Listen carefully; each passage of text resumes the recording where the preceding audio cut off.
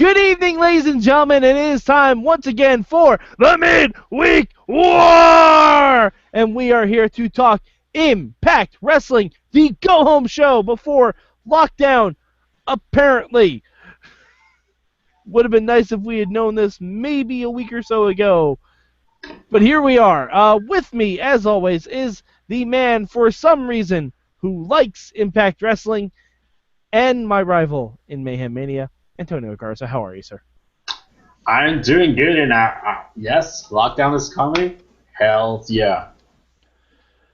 Okay, that's way too much excitement for this. With us is the voice of Inspire Pro Wrestling, Eamon Paton. How are you, sir? I'm good. I'm actually good this week when it comes to the show. Okay, we are going to have differing opinions. This is going to be fun. Oh, I am sure. Alrighty. Let's start with you, Eamon. What is your good for Impact Wrestling this week? Word, your one word. What? Yeah, we need word. Yeah, the word. Oh, right, God. I know you want to get to the good stuff because that's exactly it. Eamon, go to the words. Eamon, what is your one word this week for Impact Wrestling? I think I used it last week, but friendship. Okay. Garza, what is your one word this week? Excited. All right. My one word is relic. Anyway. We'll get to that. We will get there. Eamon, what is your good for this week? My good for this week is the Monsters Ball. I thought it was really good. I was very happy with it. I'll say this because I think it may tie into Tonio's lower third and possibly something he wants to talk about, so I won't spoil it. But I was very much in the camp of the Decay needed to win this match. But after the promo from before the match, I was fine with them losing because they have stuff going forward that they're clearly aiming towards, which I think is great. I thought it was really cool. It was a really well done kind of hardcore match, and I usually don't like those kind of style of matches. I love the stuff towards the end, especially with the whole. I personally love the thumbtacks being poured on Eddie Edwards' head as they were about to hit him with a chair. I thought it was a cool little spot. And TNA actually did something that kind of surprised me for the better. Because when Davey Richards grabbed Rosemary and started kissing her, I was kind of like, oh, this may ruin the match for me. But when they played up to the fact that it was him sucking out the poison mist from her and then spitting it back in her face, I was like, okay, I like that. Like I was like, I'm fine with that. I thought it was really fun little match. Yeah, I still don't know if I like the Decay losing, but the fact that it was such a creative finish, which is something TNA normally doesn't do, especially with Monsters Ball matches like that. Mm-hmm. I mean, I was slightly more okay with it. I still think they should have won, personally. I still think I'm okay with how they lost. I don't think they should have. I like how they lost because I'm fine with it because they did a significant job of disposing of Abyss because he was basically stuck in the barbed wire. Like, I thought that, like, if Abyss was just kind of free in a sense, I wouldn't have been a fan of that. Yeah, but I guess. But Abyss isn't the one that needs the rub from this. It's Crazy Steve that does. Well, true. But I mean in the sense that, like, it was technically, they narrowed it down to basically a 2-on-1 at that point. Yeah, I guess. Not counting Rosemary. Yeah, actually, you know what? The more you talk about it, the more I'm okay with it, especially... you guys gotta tell me what was going on with the backstage segment because I was intrigued by it. I had no idea who that was. So Garza, what was your good for this week? Well, my good's not that, so I guess we can just go to that. That is a UK wrestler called Jimmy Havoc, and unless Eamon can think of someone else, I think he's the most hardcore wrestler right now in the UK. Yeah, I haven't seen a lot of his matches, but I love his look. It's very like kind of a darker Clockwork Orange almost style kind of character, which I'm very into. And I love that they played up the fact, like introducing him as somebody from Rosemary's past. I think is really a creative way to go about it. Yeah. I'm very excited to see where that goes. Oh yeah, that was one of my favorite things about Impact. It wasn't my good this week, but that was one of my favorite things, and you guys definitely knew more about it than I did. I'm like, whoa, who the fuck is this guy? I was just intrigued. Like I was in. I don't care what it was. I just wanted to know more about it. So Garza, what was your actual good this week then? My actual good is that even though they actually do have just 1 week to promote lockdown, I think they did a really good job at building pretty much every match. Hmm. Uh, I'm going into lockdown knowing that every match makes sense now. Even they make sense to have inside a cage. Yeah. Uh, they make sense as in most matches. I do see a feud going on right now, so like I like the hype. I'm I was super surprised by Velvet Sky because there was something in Velvet Sky just saying like, okay, we're gonna do it in a lethal lock, and I was like, you know what, that's unique, and I'm excited for that. So props to TNA because for the first time in many years, I'm going into a pay per view excited. Yeah. The card is solid. Like it's out of all their like one night onlys and like all that, you know, pay per view ass stuff they've done. This is the most solid I think it's been. Yeah, Because Yeah. each match makes sense. It has a story. It's going to come down to how they execute it, obviously. yeah. But you know, and it's not like the big, you know, it's not spectacular or anything, but it's everything's built pretty well, like you Yeah. said. And you know, in previous years, like they build up like the lethal lockdown for the main event, and then the rest of the matches just happen to be inside a cage.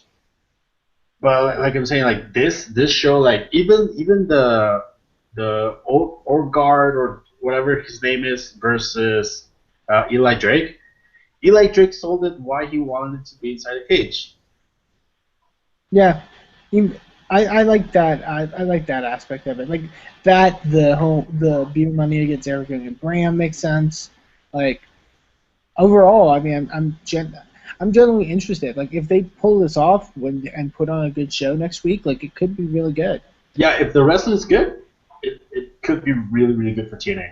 The only thing I worry about, and you guys are right. Like the card is solid. The card is solid, top to bottom. The card is very stacked. It looks good on paper. I just hope that a lot of these feuds end at lockdown because There's a couple. There's a couple that need to. yes, there's at least two feuds that need to end. At least two feuds. And I'm talking about Dollhouse versus Beautiful People. Yes. I'm done with it. Like it's cool they're having lethal lockdown. I approve that. It probably won't be the best match in the world, but I'm giving it the benefit of the doubt, and I think it'll be fun to see the knockouts in that kind of environment.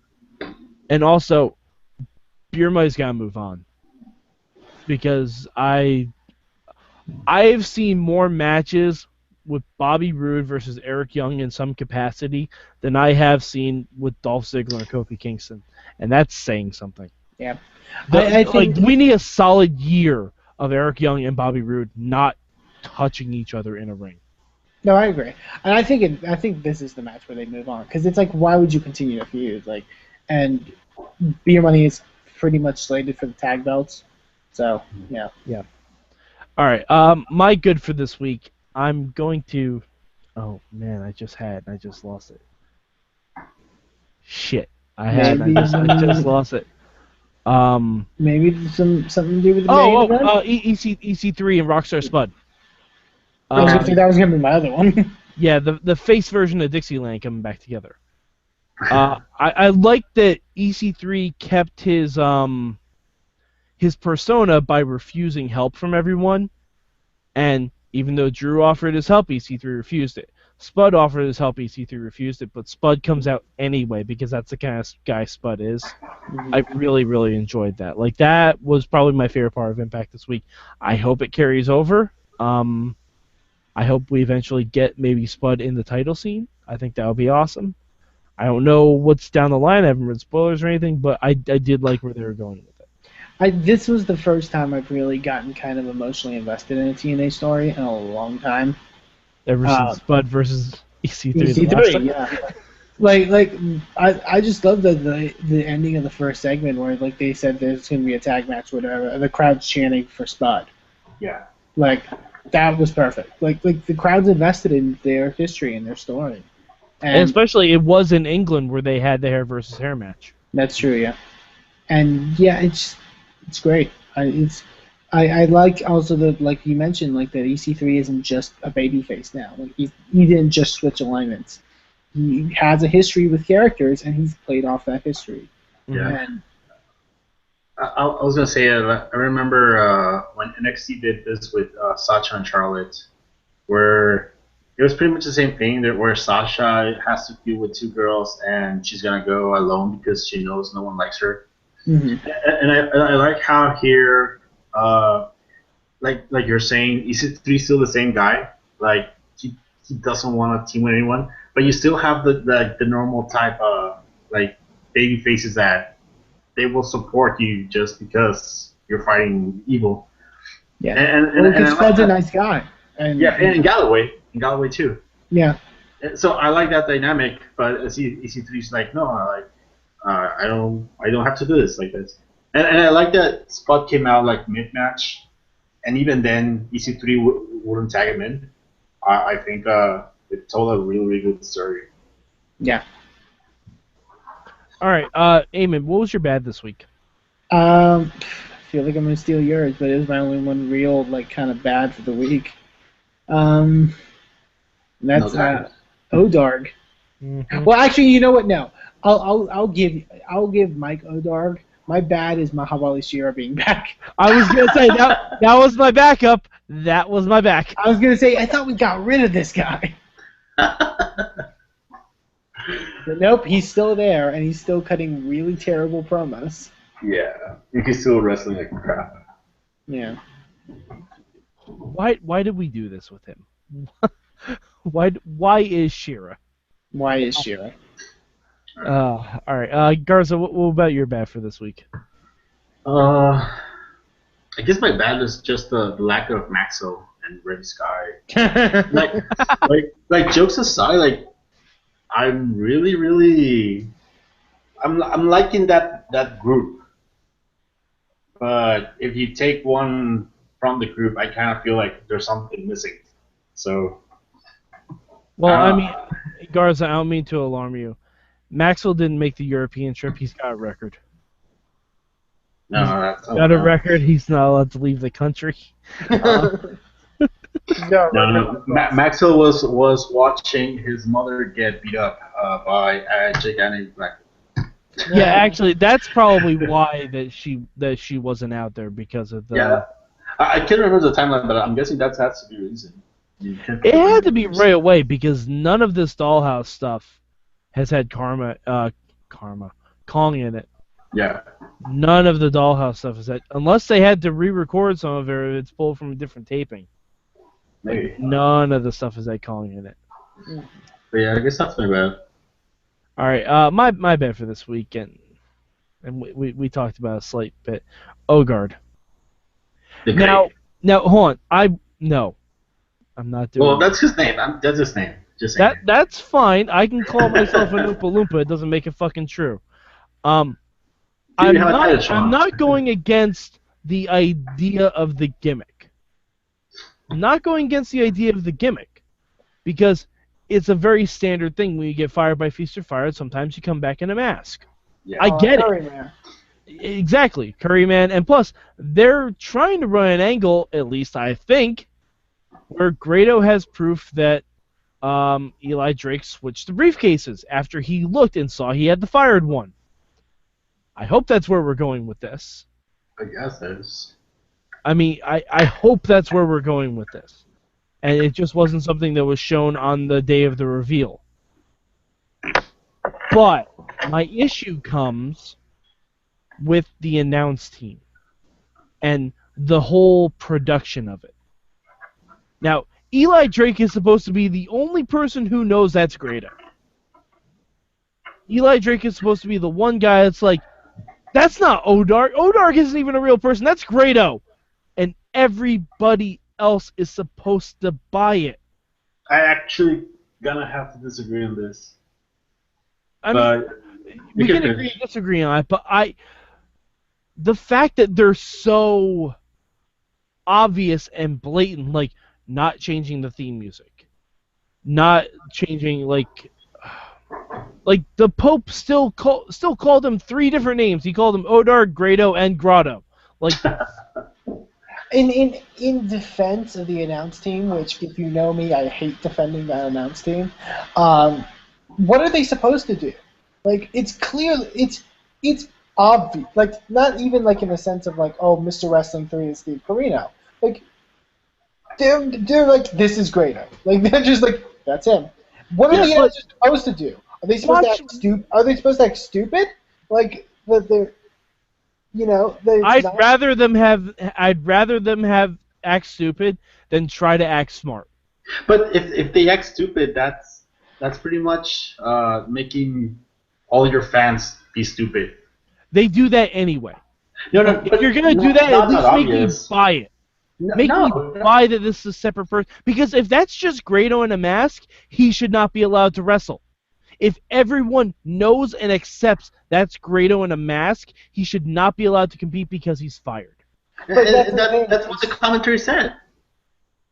No, but like he should be stopped at the door. If no one else is going to buy into that, he should be stopped at the door. This isn't like Mr. America where Hulk Hogan just had a different persona. Like this guy was fired. Like Curryman, okay, you don't know that's Christopher Daniels. You just assume that's a guy named Curryman. This you can do the same thing with, but they're just outwardly saying, like, they're calling him Grado in the match. That's what I think he's supposed to do. He's wearing like a freaking jockstrap as a mask. Yeah. Where you can clearly see his face. Yeah, if he was wearing like a full-on mask where you can only see his eyes, I will be completely on your side. But the announcers with Mr. America, the announcers like, oh no, that's Mr. America. Okay, that is, and it's Hulk Hogan. Yeah, obviously you know it's Hulk Hogan. He's doing the same fucking moves and everything. He's coming out to Real American for Christ's sake. But the announcers sold it as a different person. Yeah, and it made them look stupid. No, yeah, it made him look like morons. All the fans can see it's Hulk Hogan. And the storyline is No, I think that the storyline is just as bad. Keep in mind. Yeah, but, I mean, I guess we're gonna have to agree to disagree on this, but at least make me think for a week. Like, Eli Drake is the only one that should be saying this is Grado. Because if Odarg the Great walked into a TNA office and Dixie Carter saw him, she'd be like, oh no, Grado, you're fired. You have to go. Yeah. But that should be the thing that happens. My thing was just the fact that the whole thing is built around Eli Drake wanting to unmask Grado. And he gets unmasked in the match. I was about to get to that part too. That's the part I didn't like about it. Like, it's it's the whole execution of everything. They either have to go one way completely with it or the other. Yeah. They're somewhere caught in the middle of it, and it just makes everyone look like shit. I think I talked about this last week when it was me and Tonio on. But TNA just does not understand what makes Grado funny. Yeah. They think the reason he's funny is because he's big and has an accent. Well, the reason he's funny is because he comes out to Madonna. But guess what? They can't fucking use But it's not... Exactly.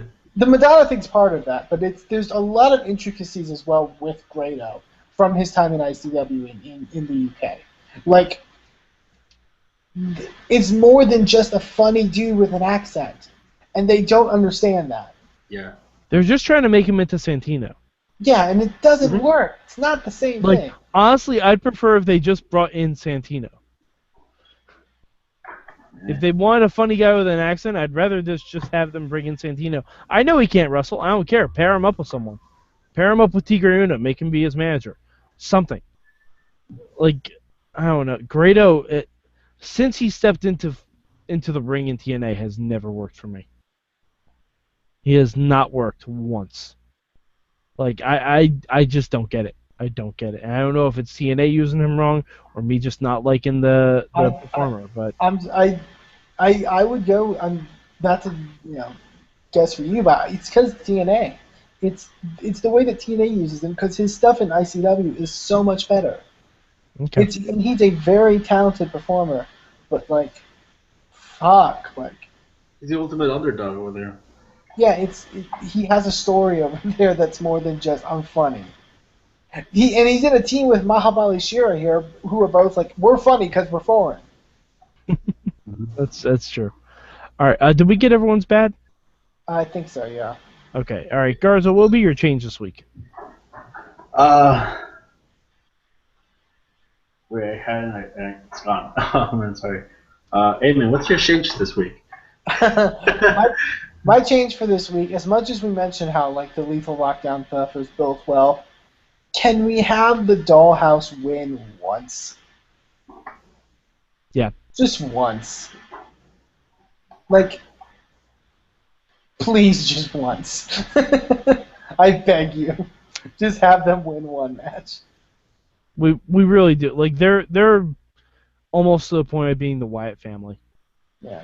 They're almost to the point of being like not winning a single feud ever.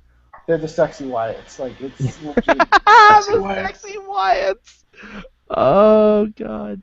Oh Jesus, I love it. All right, Garza, did you think of your change yet? Yeah, I remember. Okay. This is really not a very good change, I'm pretty sure I'm gonna change my mind as soon as I see what happens. But I don't think Jimmy Havoc should be doing something with the Decay. Because wait, hold on.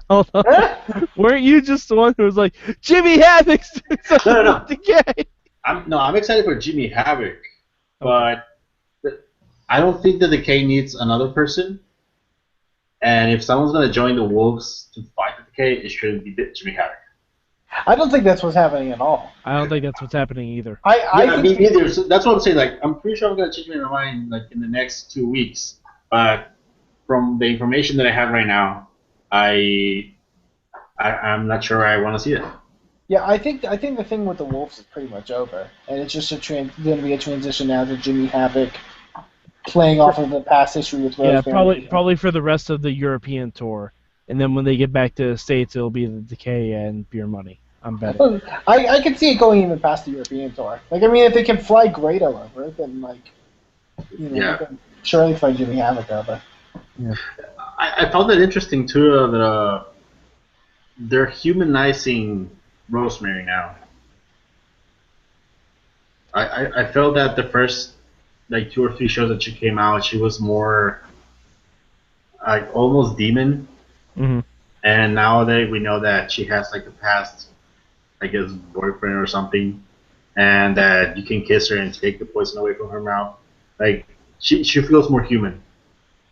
Yeah, I mean, I don't think that match went a long way further than Decay, because they still haven't really won anything, and they're already like losing tag title shots. But my change this week,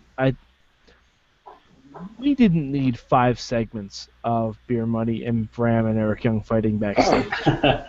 I'm pretty sure we got the gist of it from the first one. I think they're building up to a 2-hour or 3-hour Iron Man match, so they're just testing the endurance. Like if you're gonna do something like that, fight outside.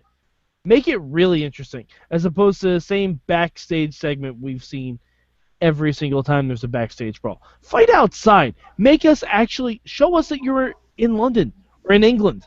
Like ram someone into a double-decker bus. I'd want to see it. Yeah. Wasn't there an episode, like an old episode of Impact, where they started it with like 3 segments of just the whole roster brawling in the back? Oh yeah. There have been so many times where they've done that though. There's a time they do that every week. It's like, we're edgy! Like, no, you're just confusing. All right. Okay, so Eamon, where do you have Ring of Honor? Impact Wrestling this week. I have it number 2 this week. I like the EC3 and Rockstar Spud stuff has been the stuff I've been most invested in for maybe the last 5 years into it. And like I said, I like the Monsters Ball. I thought it was really good. I like what they're doing with Decay. You know, over the last few weeks, I thought Impact has been decent. It hasn't been, the Odarg stuff sucks, but like, it's still not been like a chore to watch over the last like maybe like 3 or 4 weeks or so. Like it's been pretty well done. Like it's been passable. You know, like it's been something that I don't mind watching. You know, so to speak. Okay. All right, Garza, how about you? I also have number two. I thought it was a really good show. Like I mentioned in the opening of the show, for the first time in many, many years, like I really, really feel excited about TNA pay per view. And because sometimes I'm like excited just for one match, two match, but this time I'm like the whole pay per view excited. So I thought it was a great show. Number two. All right. Well, Impact's back in the basement for me. It's at number 4. This is really the first time in the past couple of weeks where Impact's really disappointed me. Uh, I don't know. It just a lot of it didn't click. Like I still am not super cool with the Decay losing. The Odarg stuff just befuddled me. Um, we need to figure out what we're doing with Mike Bennett. Like, I like the Mike Well, Bennett stuff this week. they're building him up to Kurt Angle. Well, I know I don't think they are. I think they're more going in Because with Angle Decay. isn't wrestling next week, and then after that, his last match ever is with Bobby Lashley. I think they're more building up him and Andrew Galloway, which I think will be really good. I mean, I don't know. I liked his match with Mandrews. I thought it was a good way to kind of, because you got to give him some matches. Yeah. In fairness, Yeah, I don't know. I'd rather see Maria in the match personally. Yeah. No, I mean I would like. You don't remember how Maria wrestles, do you? I do. I saw it not that long ago. Maria versus ODB. I saw it, but I don't know. Maria's the more charismatic of the two, from my point right now. But yeah. So Impact's number 4 for me. But hopefully Lockdown will bring it around next week. All right. So Garza, where can the good people of the internet find you? You can find me at DW Revolution for Twitter, and you can go to thewrestlingrevolution.com to read out the full descriptive reviews of this Impact episode. Alrighty, Eamon, how about you? Find me on Twitter at Eamon2, please, and also check out Inspire Pro Wrestling and Inspire Pro Reds. All right, and you can find me at MadMike4883. Also, join us every Tuesday night, roundabouts 9 p.m. We do the Wrestling Mayhem Show proper. We talk about everything from the world of professional wrestling, and we are doing a fun comparative thought experiment called Mayhem Mania, where Garza and we kill each other's dreams. We kill each other's dreams. You know what's the worst thing? You and I are killing each other's, and meanwhile, like, Eamon's gonna get the pin at the end. God damn it! He's gonna beat Dean Ambrose this coming Sunday. Yeah. Ooh, bold prediction from Antonio Garza. I like it. Yeah, but anyway, that is it for Antonio Garza. For Eamon Payton, I am Mad Mike, and this has been your Midweek